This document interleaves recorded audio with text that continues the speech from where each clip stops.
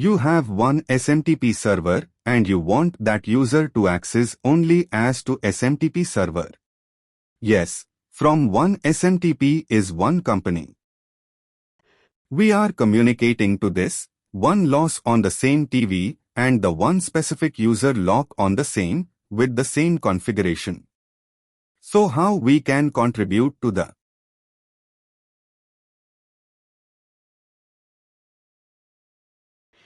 So should that be any server, at least you know as good as we. As long as we are able to control the group members the kind of the permissions they need on a safe, then add the account. Including the target server here, with the privileged account to be onboarded. I think we should be able to get through that. I don't know if that kind of answers your question. You remember, we in one of the creating an account and adding an account. So, if we are able to do the same thing, in this case, we just created the server address as the Active Directory 1 because that's where the user was residing, rather. Okay. Likewise, so we just have to change the target address or to SMTP so that the connection goes to SMTP server. That should be pretty much simplified or complicated. So you know, so someone, I think if I'm getting his question right, what he's trying to say is he wants maybe the SMTP team members only to connect and access SMTP servers. How do we do that? So then we can create a separate safe for that. And also we need to create one add group. So add all the members into the group and add that group to the safe and onboard all the SMTP servers in that safe. Then only SMTP team can able to access only SMTP servers. No other team will be able to access the SMTP servers. So for this scenario we created 3 groups like SMTP, one for SIM and one for that RDP access group. 3 groups. Okay, 3 groups. We have some in one domain like cyber, one domain we have created.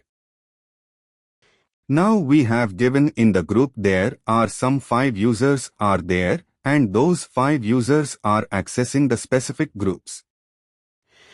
So in only there is only one specific space for all this group, or do we have to create any other space like existing? We have created 3 groups like Vault as a Vault admin and the auditor and Vault user. So we have 3 groups and 3 groups. We have created one specific users and we have added and we are performing their operations. Whatever the operations are those users are doing. So the same as it is as the 3 groups, like SMTP and SIM and one other RDP access groups. These 3 groups we have created for some accounts also. Now the question is here. So if I am onboarding any new user in the specific group on the specific domain, okay, so.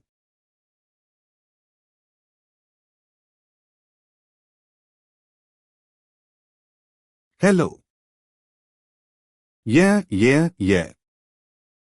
I'm listening to your question. Yeah. I'm onboarding any user on the specific group. Assume that in the same group only. So from the PWA portal I'm onboarding a new user. So if okay. Yeah, in the PWA portal. So what should be the scenario? What type of access we have to provide them, and what are the specific users to be onboarded on the specific groups. So any. So can we create two groups here and add some two users in this? Two groups, and can we create? What we say? Can we give some options like SMTP or a SIM? So can we get two users here and two groups and on the same procedure? You are mixing all the things. So you want to know what I did in the last lab from a laptop. What I did? I created 3 groups. In the 3 groups I've added to 3 users on that. Okay. So I'm on the same group. So you have created 3 groups and some 3 users. So where do you create those groups? In the one domain. So I've created one domain in the domain. So I've added 3 groups. You have. Yeah, you have created a directory. Yes. 8080. Okay, fine. And then, after what I did in one domain, then in the PBI, then I tried to log in from the PBW portal and the logins were successfully done. Okay, from the specific domain. So log in, successful or unsuccessful.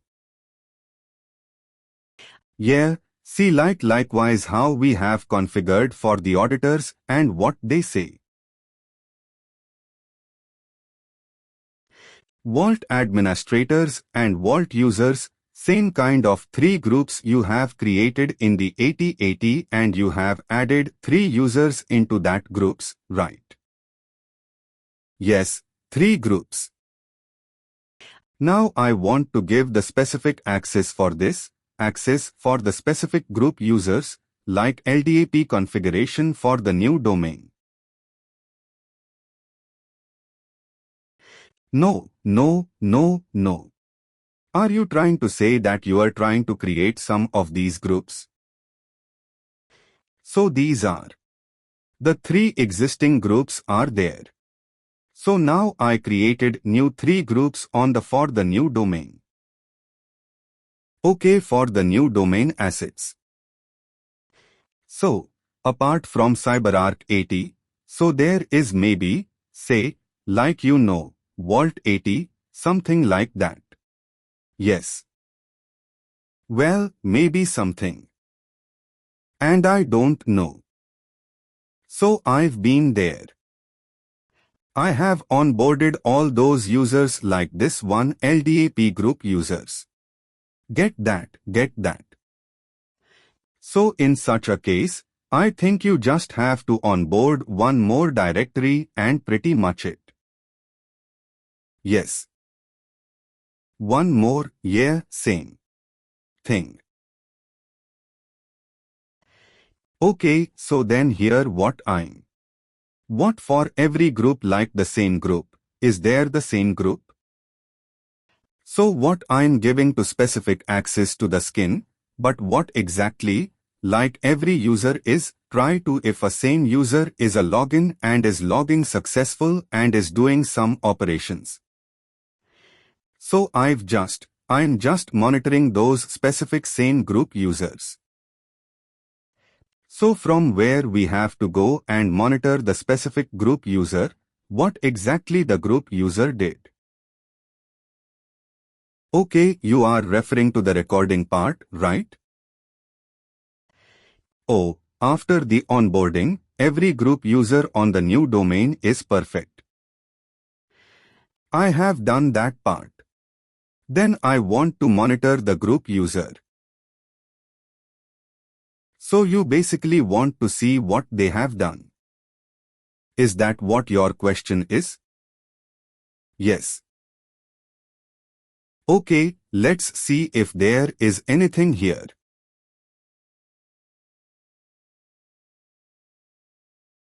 This is one recording. I don't know if that kind of answers your questions or not. Let's try to play this. This was recorded in your environment. If you say that you have multiple domains, you just have to come back to the stage and say new domain, configure it and configure pretty much the same steps. Yeah, this is done. And I did this part. So I created some users. I've added in the groups and I created one new domain and the new domain, whatever I do, I have created. So I just put it here. Then it's run perfectly.